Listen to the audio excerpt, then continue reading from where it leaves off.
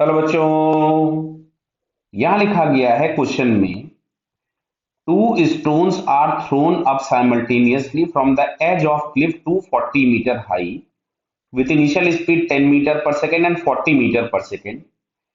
Which of the following graph best represents the time variation of relative position of second stone with respect to first one? Clear है? Second stone with respect to first one. आगे और information the after assume stone does not rebound after hitting the ground. Neglect the air resistance और G ये लिखा गया है. ठीक है, कोई भी मतलब आपके पास स्केलिंग नहीं है तो समझो बात को ध्यान से. यहां कहीं से मान लीजिए क्लिफ दी गई है, 240 मीटर हाई दी गई है बिल्डिंग या क्लिफ जो भी आपको दिया गया है. This is 240 metres. बात को ध्यान से समझना बेटा. यहां से हम लोगों ने एक स्टोन प्रोजेक्ट किया जिसका वेलोसिटी कुछ दिया है शायद 10, दूसरे वाले का 40 दिया है. अपन चेक कर लेते हैं किसका कितना दिया हुआ है. तो लिखा हुआ है कि हाँ, first stone is 10 and second stone is 40.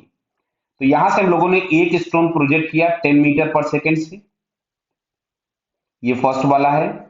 अच्छा, सेकंड वाले स्टोन को हम लोगों ने प्रोजेक्ट किया 40 मीटर पर सेकंड से.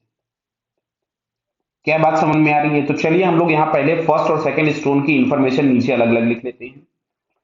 तो यहाँ पे मैं फर्स्ट स्टोन के लिए लिख रहा हूं, यहाँ पे सेकंड स्टोन के लिए लिख रहा हूं. तो इनिशियल वेलोसिटी इसकी दी गई थी 10 मीटर पर सेकंड, इसकी इनिशियल वेलोसिटी दी गई थी 40 मीटर पर सेकंड. अच्छा, दोनों को अंडर ग्रेविटी प्रोजेक्ट किया है तो दोनों पे लगने वाला ग्रेविटेशनल एक्सेलरेशन होगा -10 मीटर पर सेकंड स्क्वायर. क्लियर? दोनों एक साथ क्यों लिख रहे हैं? क्योंकि सर हम लोगों को रिलेटिव चाहिए. तो अब यहां से अगर मैं लिखता हूं x1 या y1, जैसे y से इन्होंने रिप्रेजेंट किया है, तो y1 is equal to ut plus 1/2 -10 into t square. तो y1 इज इक्वल टू आपको मिलेगा 10t - 5t². अच्छा, वैसे ही अगर हम y2 लिखेंगे तो y2 हम लोगों के पास मिलेगा 40t - 10/2, तो ये भी हो जाएगा 5t². क्लियर? अच्छा, आराम से आते हैं क्वेश्चन. अब ध्यान से सुनना. देखो लिखा क्या गया है कि relative position of the second with respect to first. मतलब आपसे क्वेश्चन में पूछा गया है रिलेटिव पोजीशन ऑफ सेकंड, मतलब y2 विथ रेस्पेक्ट टू 1. तो इसको हम लोग लिखेंगे y2 - y1. हालांकि वहां पे उन्होंने y2 - y1 लिख दिया है, बट फिर भी आपको समझ में आना चाहिए 2 विथ रेस्पेक्ट टू 1 मतलब सेकंड की पोजीशन माइनस फर्स्ट की पोजीशन, -5t². ये हो जाएगा -10t + 5t². तो ये टर्म तो कैंसिल हो गया. तो y2 - y1 बराबर हमारे पास आ रहा है 30t. 30t मतलब एक स्ट्रेट लाइन मिलेगा. तो यहाँ पे स्ट्रेट लाइन अगर हम देखें तो चारों ग्राफ में आपको दिख रहा है, बट टाइम अलग अलग दिया है. तो सबसे पहले देखो, अब यहाँ जो ये इंफॉर्मेशन दी है ये आपके काम की है. Assume that stone does not rebounce after hitting the ground. Clear है? तो ग्राउंड पे हिट करने के बाद, तो ग्राउंड पे हिट कौन सा स्टोन करेगा? तो ऑब्वियस है पहला वाला ही करेगा. तो हिट करने के लिए इसका डिस्प्लेसमेंट होना पड़ेगा -240 मीटर. कितना?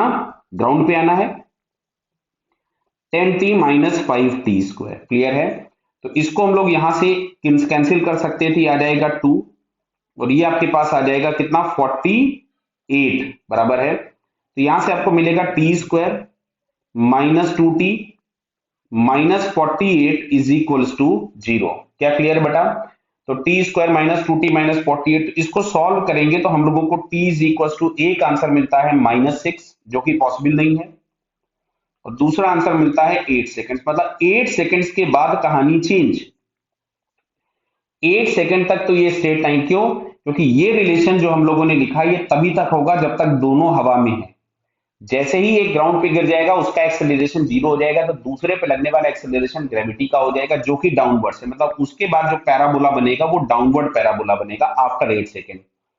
तो अगर हम देखें 8 सेकंड्स तक ग्राफ हम लोगों के पास ये थर्ड वाला फर्स्ट, ठीक है, और डाउनवर्ड पैराबोला हम लोगों को ये थर्ड वाले ऑप्शन में दिख रहा है. क्लियर? ये डाउनवर्ड पैराबोला सर आपने कैसे बोल दिया? तो अब जब एक पार्टिकल रेस्ट पे आ गया तो सिंपल अगर हम y2 लिखेंगे तो कुछ भी लिखोगे ut -5t². तो ये आपके पास t² का कोफिशिएंट अब आपको कैसा मिलेगा? नेगेटिव. तो पैराबोला कैसा बनेगा? डाउनवर्ड. तो यहाँ पे थर्ड ऑप्शन हम लोगों को सारी कंडीशन सेटिस्फाई कर रहा है. So third is the correct answer. Okay बेटा, ऑल द बेस्ट.